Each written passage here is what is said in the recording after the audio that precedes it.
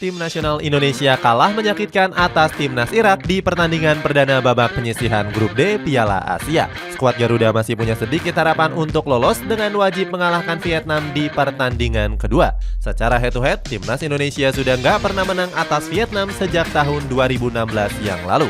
Meskipun begitu, Sintayong punya strategi untuk bisa mengalahkan skuad The Golden Star. Cetak Gol coba merangkum skenario timnas Indonesia menang atas Vietnam sebagai berikut.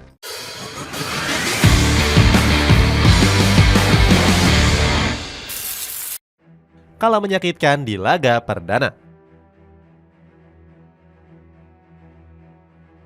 Sintayong mengumbar janji manisnya menjelang perhelatan Piala Asia 2023. Coach Shin menyatakan akan menyuguhkan permainan yang berbeda di event bergengsi 4 tahunan tersebut.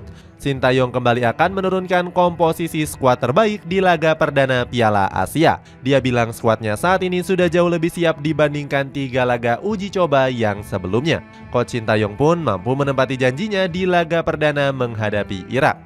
Dalam pertandingan tersebut, skuad asuhannya mampu bermain all out walaupun banyak mendapatkan gempuran. Sayangnya, Indonesia harus kalah dengan skor 3-1 setelah diwarnai bumbu kontroversi pada gol kedua Irak. Meski tidak berharap banyak mampu mengubah skor pertandingan, tapi kubu merah putih sudah melayangkan protes kepada AFC selaku penyelenggara.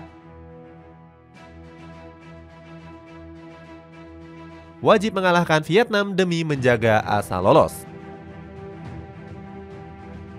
Timnas Indonesia yang terluka kembali menghadapi lawan berat yakni Timnas Vietnam. Pertandingan ini menjadi ajang pembuktian untuk melihat kapasitas dari Sintayong.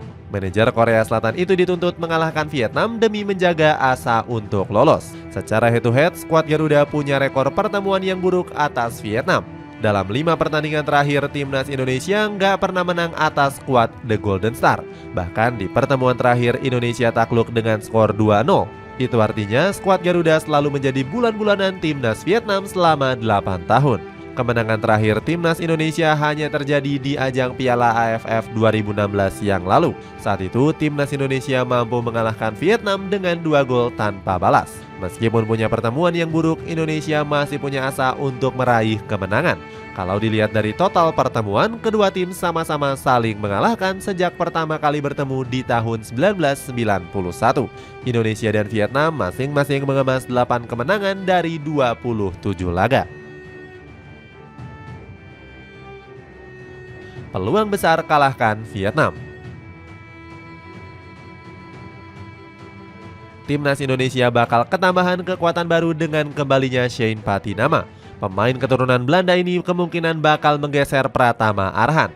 Di laga versus Irak, Patinama sempat gak masuk dalam daftar skuad yang dibawa oleh Sintayong. Gara-garanya sang pemain baru saja kembali dari Belanda karena urusan keluarganya. Diketahui Shane Patinama pulang ke negeri kincir angin untuk merawat ibunya yang sedang sakit. Kini sang pemain mengaku sudah siap untuk diturunkan oleh Sintayong di laga hidup mati kontra Vietnam. Dia mengaku sudah mulai beradaptasi dengan cuaca panas di Qatar. Mantan pemain Viking FK ini optimis skuad Garuda bisa meraih hasil terbaik di laga kedua. Sayangnya optimisme Patinama justru diremehkan oleh media Soha asal Vietnam. Mereka menulis pasukan merah putih bakal disingkirkan oleh skuad The Golden Star. Soha menilai kalau kekuatan Vietnam lebih unggul, namun Sintayong enggan menggubris omongan media asal Vietnam tersebut.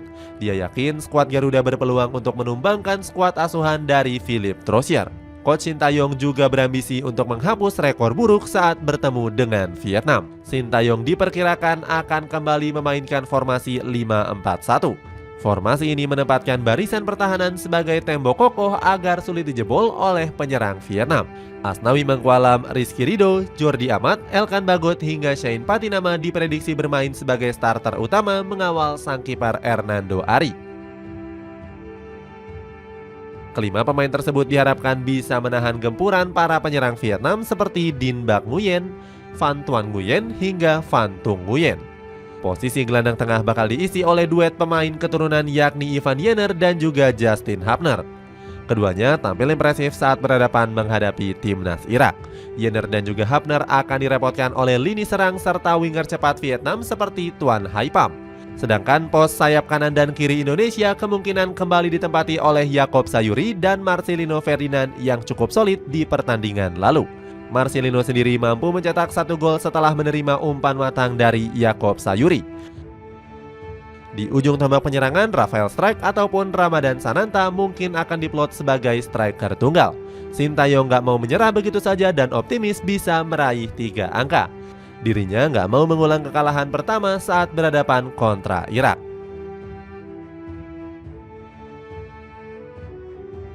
Target realistis imbang menghadapi Jepang. Jika menang atas Vietnam, timnas Indonesia membuka asa lolos ke fase gugur. Namun skuad Garuda harus menghadapi Jepang di laga terakhirnya. Skuad asuhan Sintayong membutuhkan hasil imbang untuk memperbesar peluang lolos. Namun meraih hasil imbang kontra Jepang bukanlah sesuatu hal yang mudah. Skuad Samurai Biru dinilai sebagai unggulan terkuat di Piala Asia 2023. Pasukan Hajime Moriyasu punya komposisi yang cukup jempolan. Di setiap lininya, timnas Jepang dihuni oleh pemain-pemain yang mentas di kompetisi teratas Eropa. Negeri matahari terbit ini juga diperkuat oleh pilar kunci seperti Wataru Endo dan Takumi Minamino. Kedua pemain ini sedang disorot karena performa impresif bersama Liverpool dan AS Monaco. Wataru Endo sendiri sedang tampil moncer dengan menjadi andalan dari Jurgen Klopp. Sementara itu, Minamino juga kembali bersinar dan mencetak 5 gol dan 4 assist untuk AS Monaco. Demi menahan imbang Jepang, Sintayong harus mencari racikan strategi yang terbaik. Coach Sintayong bisa meniru cara Vietnam yang sempat membuat Samurai Biru kerepotan. Skuad The Golden Star sendiri bisa mencuri 2 gol dengan mengandalkan eksekusi bola mati. Timnas Indonesia bisa mengandalkan postur tinggi dari Elkan Bagot ataupun Jordi Amat. Skuad Garuda juga bisa memaksimalkan lemparan ke dalam milik Pratama Arhan. Pemain yang baru diresmikan Suwon FC ini kerap menciptakan kemelut di pertahanan lawan berkat throw-in jauhnya.